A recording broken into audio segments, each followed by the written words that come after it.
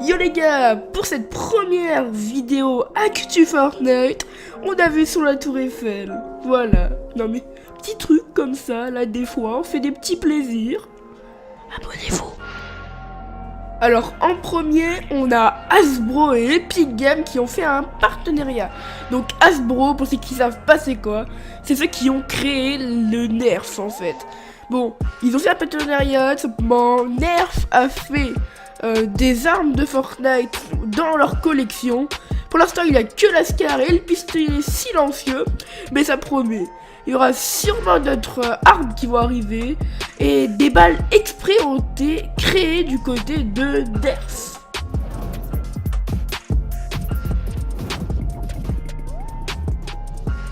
Un joueur a trouvé un bug avec les constructions et plus précisément avec les edits.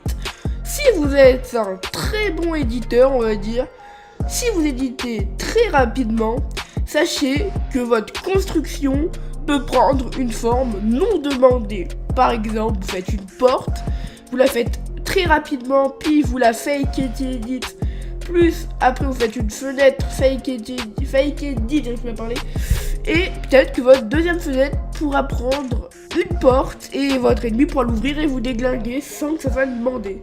Des leakers ont trouvé un truc de ouf. Ils ont trouvé une arme qui est très stylée et je pense que tout le monde la voudrait sur le jeu.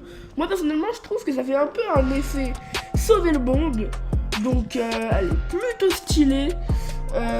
J'ai vu ça sur Twitter et franchement le gars, moi franchement j'aimerais bien la voir sur Fortnite. Ça fait toujours une petite SMG en plus. Parlons joueurs pro, parlons World Cup. Sachez déjà qu'un joueur manette est dans les favoris. Évidemment, vous le connaissez. Si vous êtes joueur manette et que vous vous intéressez aux pro manettes, c'est évidemment un joueur de chez Ghost Gaming. C'est Issa, du coup, de chez Ghost Gaming.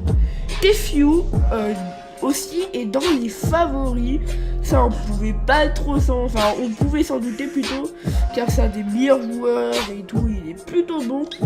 Mais du coup il est de chez FaZe, mais pour l'instant, car Tefue a porté plainte contre FaZe, mais on va pas trop revenir sur ça. Si vous voulez que je fasse une vidéo exprès sur ce cas, je le ferai. Donc les deux dernières infos, c'est que y a un FR de chez LDLC qui est qualifié, Nate, et dernier petit truc, c'est un joueur, je crois que c'est Dubs que ça se prononce, a été disqualifié pour M-Bot.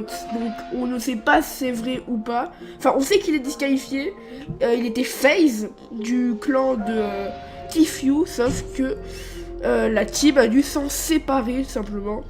On sait pas si il a vraiment M-Bot ou pas, mais en tout cas, il est disqualifié.